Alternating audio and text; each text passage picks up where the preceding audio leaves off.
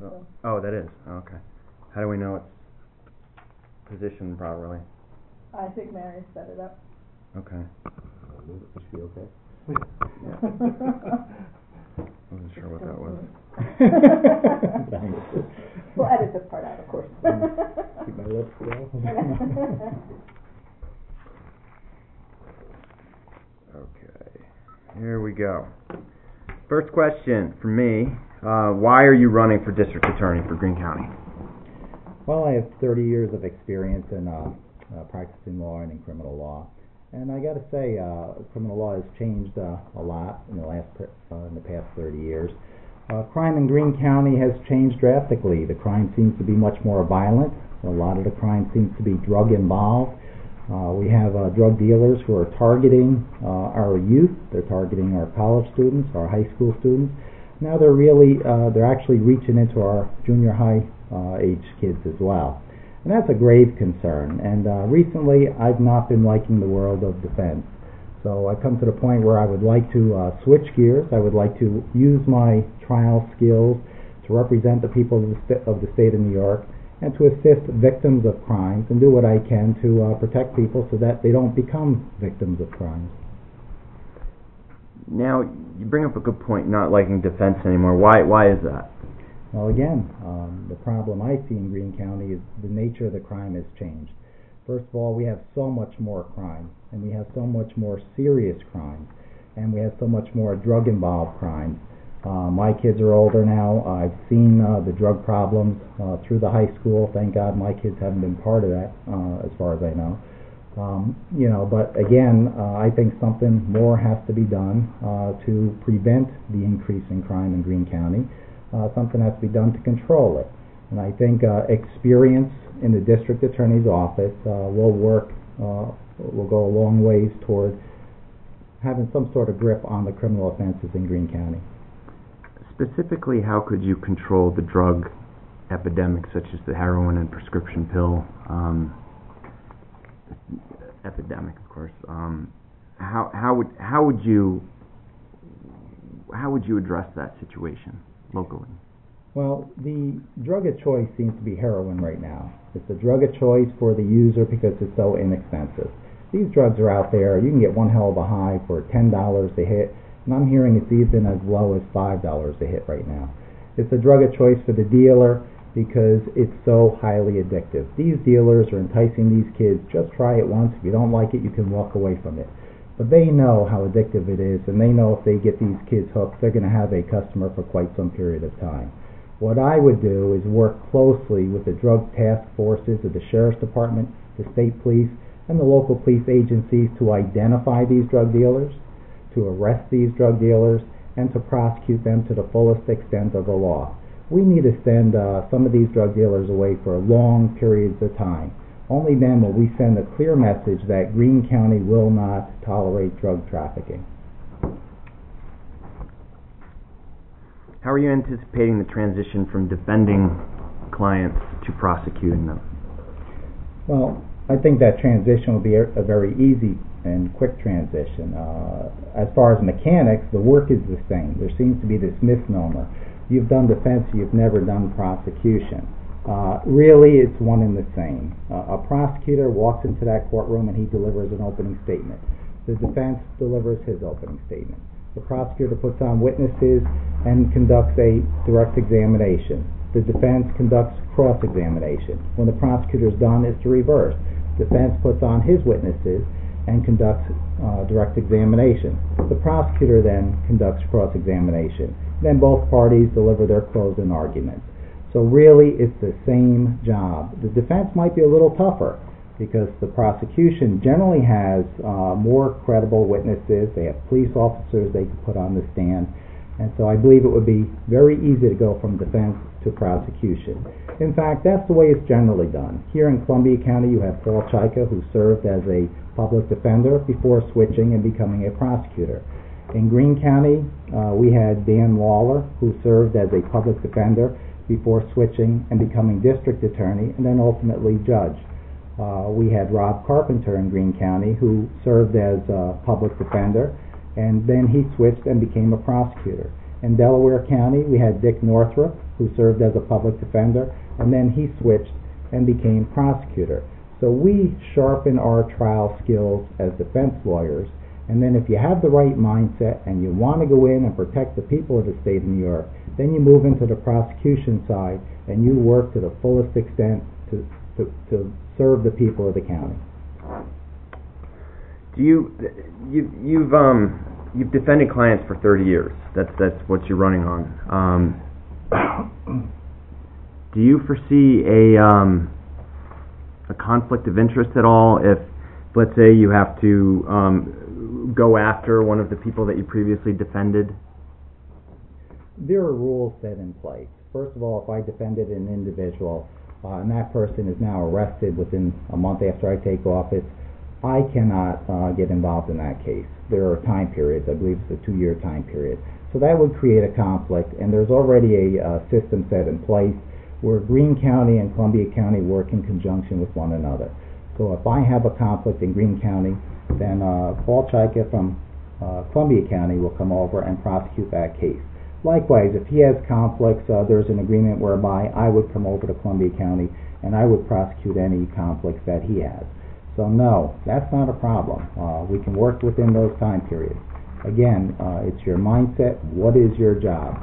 When my job is defense, I would defend my clients in accordance with the law. As a prosecutor, I will represent the people to my fullest extent. Can I jump in? Yeah. What is your philosophy as it pertains to plea arrangements? Well, that gets into the operation of the office itself. And right now, the assistant district attorneys have a lot of discretion in dealing with felonies. It's up to them to make a judgment call as to whether felonies should remain felonies or maybe felonies should be reduced. And I don't think that that's a burden that should be put upon the assistant district attorneys. My philosophy is, if it's written as a felony, it should remain as a felony. And if there's a problem with that case, and the assistant believes there's a problem, well then that assistant should come to me and say, look, this is a felony, but I'm afraid there might be some problems with this case. And if it seems to me that there are some legitimate issues, well then I would take that case and I would bring it back to the arresting agency and sit down with the people who made the arrest, because they may have 20, 30 hours of time in that case. They may have some facts about that case that we're not knowledgeable about. And if that's the case, and they bring to light that, hey, look, there's more here, well then no, there should be no plea arrangements with respect to that felony. If the police agency says, well look, we know there are some problems with this, then we all work together to try to come up with some practical resolution of that case. We work together as a system, and I believe that's why we call it a criminal justice system. We all work in conjunction to get the proper results for the case. So I am not a big advocate of plea arrangements. I think if you're charged with a crime and you fall within the crime, well then you ought to be prosecuted for the crime, at least on the felony level. And when you get to misdemeanors, I think you have to scrutinize these cases real close, because there are some people that are criminals and they deserve jail. There are some people that commit crimes, and we have to kind of give them a little bit of guidance, maybe get them on probation, because we have an excellent probation department in Greene County, and they can move them in the right direction. Then there are some crimes that maybe they should be reduced to a non-criminal offense, and get these individuals, especially kids, to contribute to the community by doing community service, and then move them on their way in the right direction.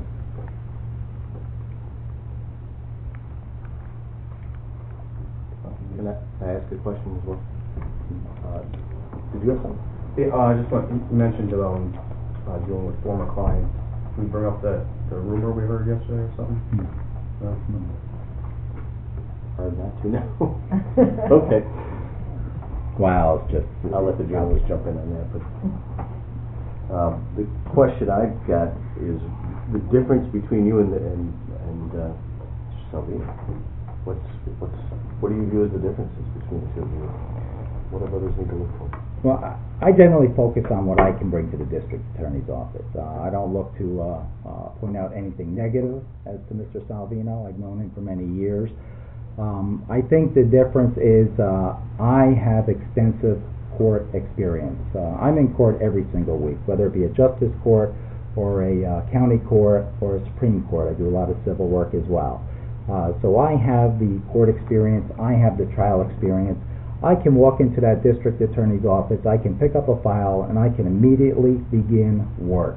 When I say begin work, I can handle those hearings, the preliminary hearing, the probable cause hearing, the suppression hearing. And if there's a trial coming up, a jury trial coming up, well, I can pick up that file and I can walk into that courtroom and I can immediately begin handling jury trials. I can take some of the workload off of the shoulders of those assistant district attorneys.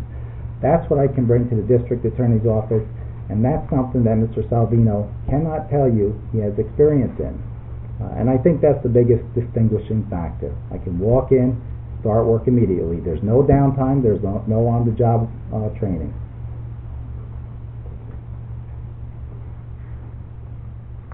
Are there any programs that you'd like to see instituted at the district attorney's office? Anything different? Actually, yes. I believe with respect to felonies especially, I would institute a system of policies and procedures that everybody will have to follow. We need consistency in the disposition of cases. You can't have, we have many courts in our county, and you can't have one case being resolved in one fashion and a very similar case in a different court being handled by a different ADA being handled in a different fashion. The defense lawyers out there have to know that the district attorney's office works together, that we all are on the same page, we all know how cases should be resolved. And the way we do that, way I would do that, I would have weekly meetings in the district attorney's office. We're going to have caseload meetings, and we're going to talk about case files, and we're going to talk about the factual content of the files, and we're going to have sort of a policy as to how we deal with certain felonies, what kind of sentences we're looking for with different types of felonies, so we are all on the same page. And it's not going to be, hey, if you're in this court, you might get away with something. That's not going to be the case, because we're all going to be working together. We're all going to know where one another stands and what we should be doing with these felony cases.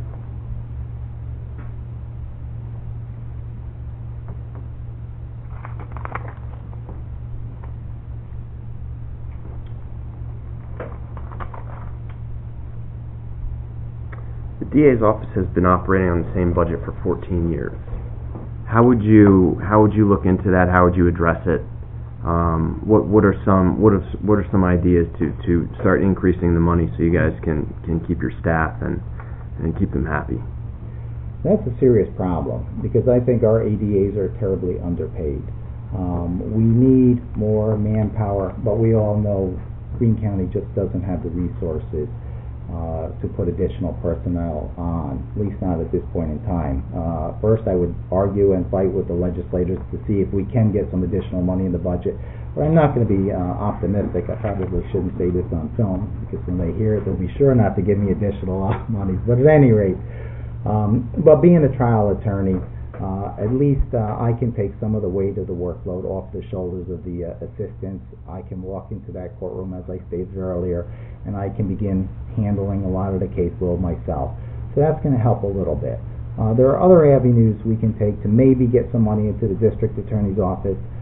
Since controlled substance has become a serious problem in Greene County, I would focus strongly on maybe if there's a felony arrest, we're going to start confiscating monies, confiscating vehicles, and maybe be able to use those monies toward the district attorney's office to fight crime, things of that nature. That might be one avenue to contribute monies into the district attorney's office.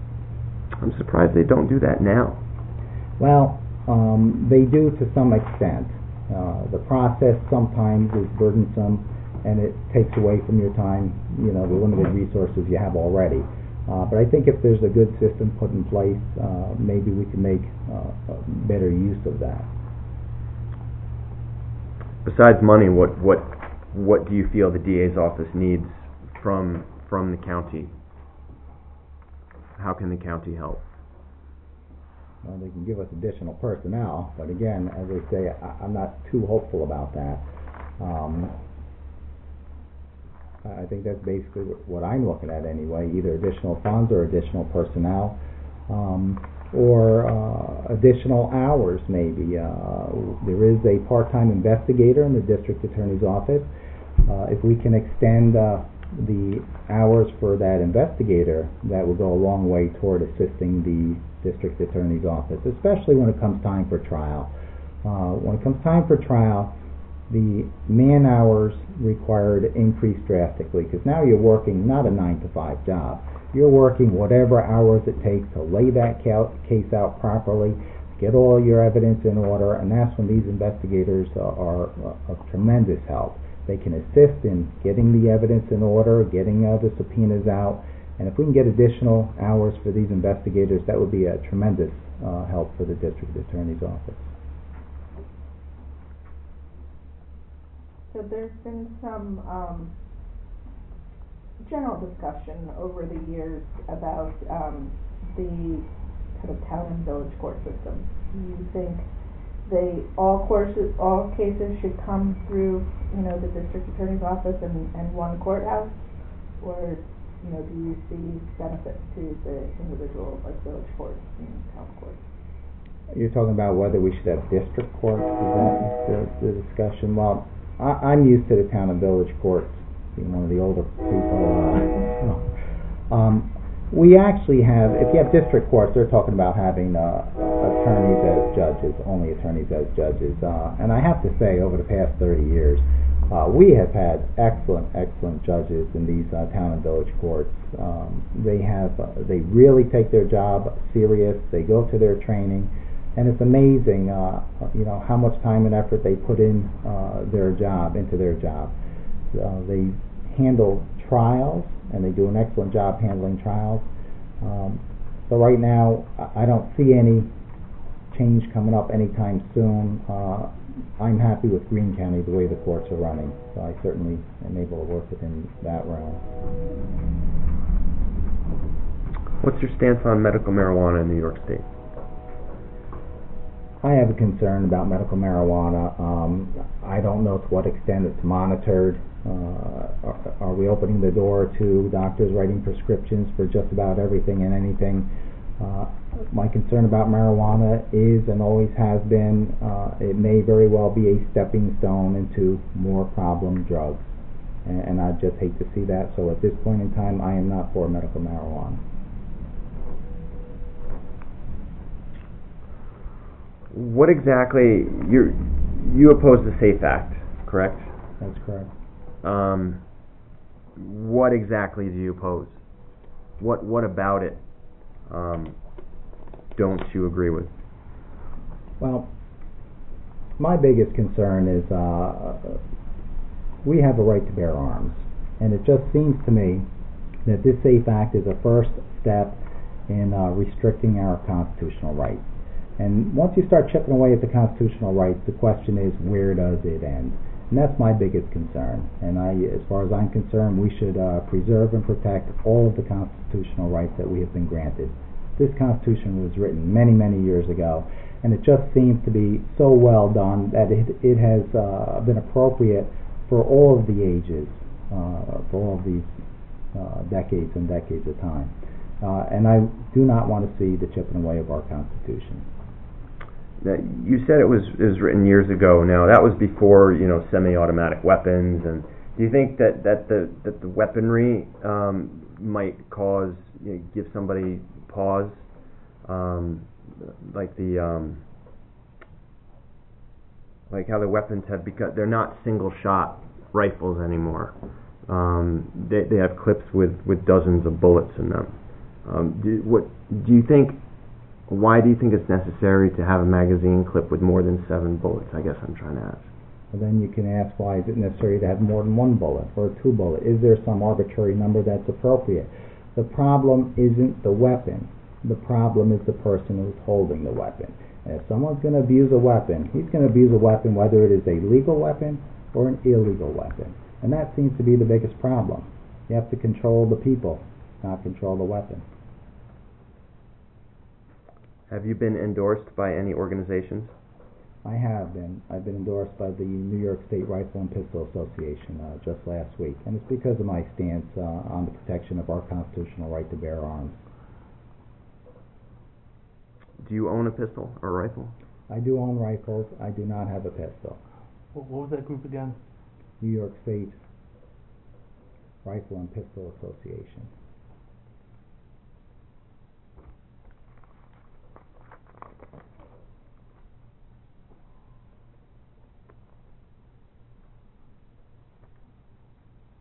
What's your stance on domestic violence? How do you feel? This is National Domestic Violence Month, October coming up. How would you prosecute those who commit domestic violence? I think that's the most serious offense. Domestic violence is always a problem, and it's always a problem because the victim of the domestic violence case generally gets the law enforcement agencies involved and begins a prosecution type case, and then as time goes by, the victim wants to withdraw a charge. Now, the victim does not have any right to withdraw a charge. The victim is nothing more than a witness. But victims of abuse tend to go back and forth. They're abused, but they love the individual, but then they come back and they're abused. Something has to be done, and you can't listen to the victim and have the victim control the case. These individuals who abuse their domestic partners or the like, they need to be prosecuted. At the very least, they need to become involved in some serious domestic counseling. And sometimes much more than that's required to wake them up and let them realize that what you're doing is not right. So after a trial is completed and, hopefully the criminal is put away, you are left with victims. What sort of programs do you see the district attorney's office in terms of, supporting crime victims' rights? Well, there are many programs out there, programs for domestic violence, programs for, families who have a family member that's involved in substance abuse and things of that nature. And certainly I would encourage the victims to be involved in those programs. They would have a better understanding of those programs. And after the punishment of the individual is completed and they do rejoin, well then they can work with the individual to maybe move them forward in the right direction, if in fact they get back together. And a lot of times they do get back together. If a defendant is sentenced to a prison term, when he's released from prison or generally released from jail, a condition of that release will be counseling. Well, now they're both of the same mindset. They can counsel together if they get back together.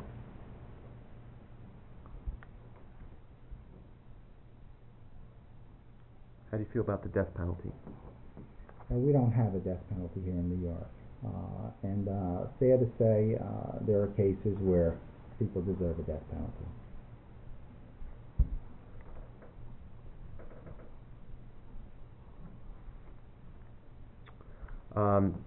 According to a report by Sheriff Seeley, in 2012 there were 371 DWI arrests and 339 arrests. That's 22 down in a year. How would you prosecute DWIs to keep that trend? Well, DWIs need to be prosecuted. We need to have convictions for DWIs. We need to send a message that we can't tolerate DWIs. The problem is many times a person is pulled over, he's charged with a DWI, and it's woe is me, it's my first time. But the reality is many times it's fortunate they were pulled over before they got into an accident, because when you have that accident, it's usually the other person that's killed. And then it just creates a serious situation for the person who's stopped as well as for the other driver. So I would continue the trend of prosecuting DWIs. I would also reach out to the Greene County Stop DWI program. They used to have a nice policy in place where you would see the billboards all over the place.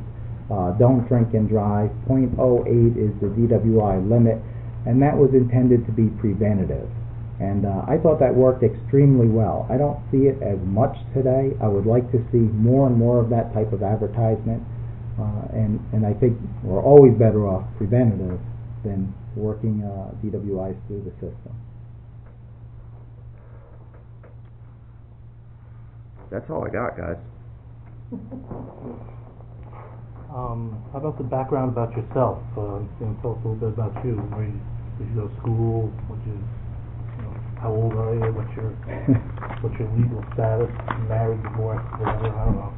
Okay. We know you're not divorced. Right. No, I'm 55 years old. I grew up in Catskill, Greene County. I graduated from St. Patrick's High School in 1976. From there, I went to Marist